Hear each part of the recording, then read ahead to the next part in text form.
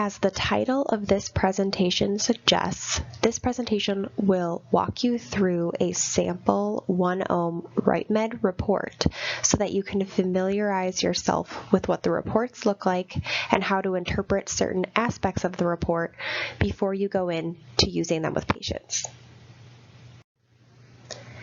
So today we will review a sample patient OneOme RightMed report, and I will point out certain aspects of the report as we go and help interpret some of the results of this sample patient's pharmacogenetic results. When the report for one of your patients is complete, it's about 11 pages total, and you will walk through it with your patient, since a lot of the information in here can be a little difficult to digest as a patient. So this is what the first page will show. You're going to see the patient's name to make sure that you have the right patient, double check with their date of birth. You'll see who ordered the test, and you'll get the comprehensive test report. So if you look down a little further on the page, you see the report legend. So throughout the report, you'll see these red, yellow, and green symbols, and that will help you to determine whether or not there is a major gene-drug interaction, a moderate gene-drug interaction, or a minimal gene-drug interaction that would not necessarily change the way that we prescribe.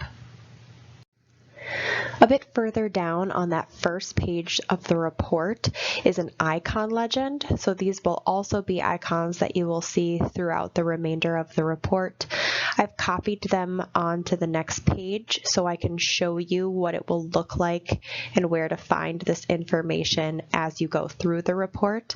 But as you can see, each little image corresponds to an interpretation, whether that be increased or decreased exposure, or if additional testing is needed according to FDA labeling, if a professional guideline exists for which you can then go and check the CPIC guidelines and see if you can find the literature out there that exists depending on what your patient's specific genotype and phenotype is. So this is what the next page of the report will be. This is the first page of patient-specific information. As I had mentioned before, the icons that you see at the bottom of the page will not be copied onto that page, but I simply put it here so that it's easier for us to reference when we're looking at this major gene-drug interaction section within this sample patient report. So if you take a look at the infectious disease section, which all of these drugs are going to be sorted out based on the disease state in which they are most commonly used. It doesn't necessarily mean if we have a drug that can be used for multiple indications, that you won't see it in multiple sections. If you look at the infectious disease category, you'll see voriconazole has 2 icons next to it. So the first is a decreased exposure, which means that this patient has a specific genotype and phenotype that correspond to known decreased exposure to the drug, meaning that they are at risk for a lack of therapeutic response or needing to have a higher dose. What's good about voriconazole is that we do drug level monitoring. So we would be able to control for this gene-drug interaction, and therefore it would not necessarily preclude us from using this in a patient if this is the drug that is indicated for their disease state. The next icon is the professional guideline icon. And this means that there is some sort of guideline out there that can help you figure out how you should be dosing this in this particular patient based on their genotype and phenotype. If you want, you can go back and look through the CPIC and PharmGKB lecture, because that will give you some more information on how to find that particular guideline if you are not currently aware of it. So the report will continue on with moderate and minimal gene-drug interactions, and it will give you information on as many medications as it is currently able to test for based on the genes, transporters, and other genetic markers that it's able to test for. So this is not necessarily all-inclusive, but if there is a drug that we do know connects to a particular part of our genetic makeup, you will see some form of it in these charts. And so now we get into the nitty-gritty in the report, where you get the specific genes, their genotype, and what that means as far as a phenotype. So if you look at the first one, that's CYP1A2, this patient has a genotype star 1A / star 1F. What's nice is it gives you these little almost looks like a gas indicator to show whether or not someone is a poor metabolizer all the way up to an ultra rapid metabolizer. And it's just a good indication of trying to determine where a patient lies. It's a nice visual indicator for patients. And in this particular case, this corresponds to a rapid metabolizer, meaning that this gene corresponds with increased metabolic activity, and therefore you are more likely to have a lack of efficacy if you're giving someone an active drug that is metabolized by this particular gene.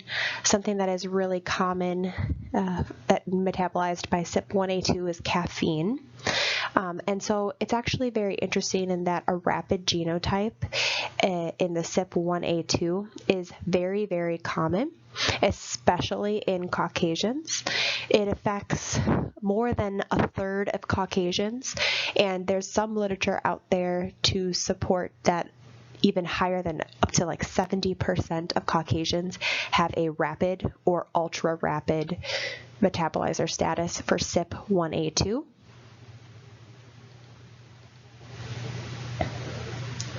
If you move a little bit further down, let's look at CYP2C19.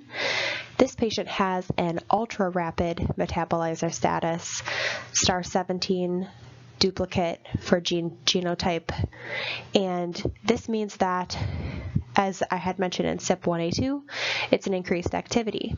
So if you have a prodrug, then it's more likely to cause potential toxicity because you're converting to the active drug much more rapidly than in normal people or in the majority of the population. And if you have a drug that is metabolized by this to an inactive component, then you're more likely to have a lack of efficacy. And so some examples of drugs that are metabolized by CYP2C19 are clopidogrel and citalopram. So clopidogrel is an example of a prodrug. So in this particular case, if someone were to have an ultra-rapid genotype and phenotype, then they are more likely to experience adverse side effects like increased risk of bleeding from this medication at standard doses. CYP2C19 is a very, very important gene for the metabolism of clopidogrel because it is primarily responsible for its conversion to its active form. And therefore, if you have a patient who ends up being a poor metabolizer for this gene, then you would want to avoid clopidogrel in those patients and instead use a different antiplatelet agent because you're really unlikely to achieve appropriate concentrations to ensure that that drug will work. Citalopram is an example of a drug metabolized by CYP2C19 into its inactive form. And in this particular patient case, it would not be the best decision to use as far as anxiety or depression, because it is less likely to achieve efficacy given that it will be metabolized much more quickly than the average person. I want to point out in this section that this is a very, very typical patient report in terms of CYP3A4 and CYP3A5. It's very common and very rare to see something other than normal for the CYP3A4 status. However, it is also very normal to see poor for the CYP3A5 status.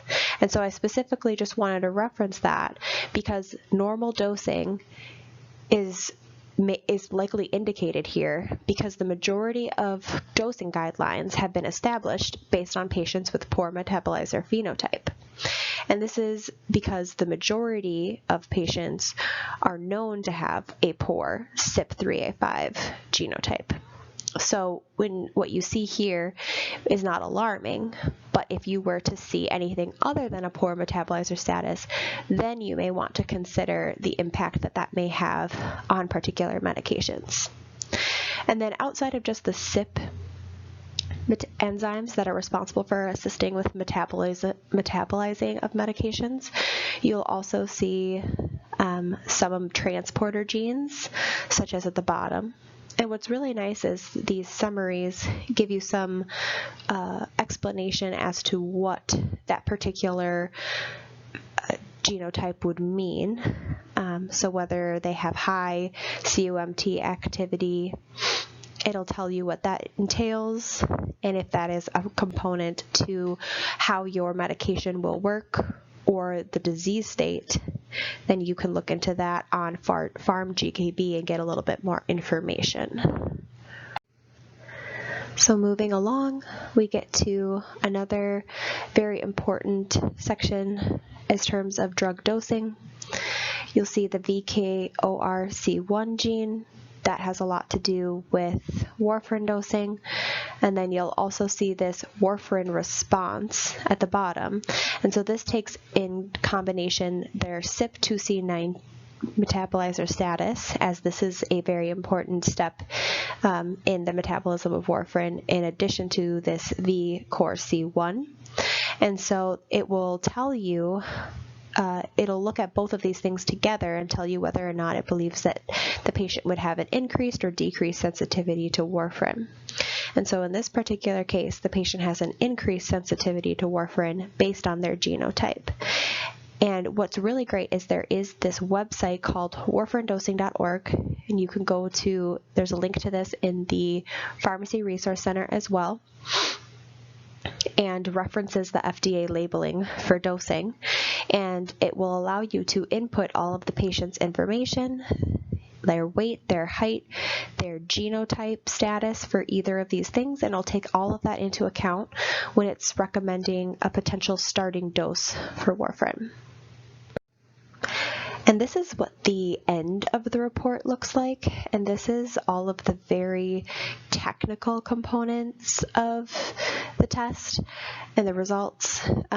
These can be very, very difficult for patients to understand. It may even be difficult for you and I to understand, as this is really going down into each individual part of the gene and the sequence that it is related to, as you can see with the G, T, C, and A components on the right side of each column. And so some centers prefer not to give this information to patients, or at least tell them that this is not important, that all of this information is explained in the previous pages, but it is here for their information if they ever want to reference it, or if they ever want to share it with another provider in the future.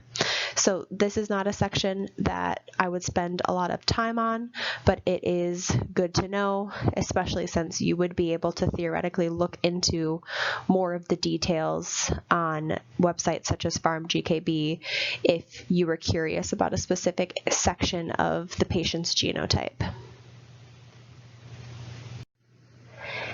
All right, that's all of the information that you would need to know to work through a OneOme patient report, outside of obviously all of the little details in how to interpret each specific genotype depending on what you are looking for from the patient and comparing it with the medication list. So if you have any questions at all, please email me at smohan2@fairview.org, and I hope that this was helpful.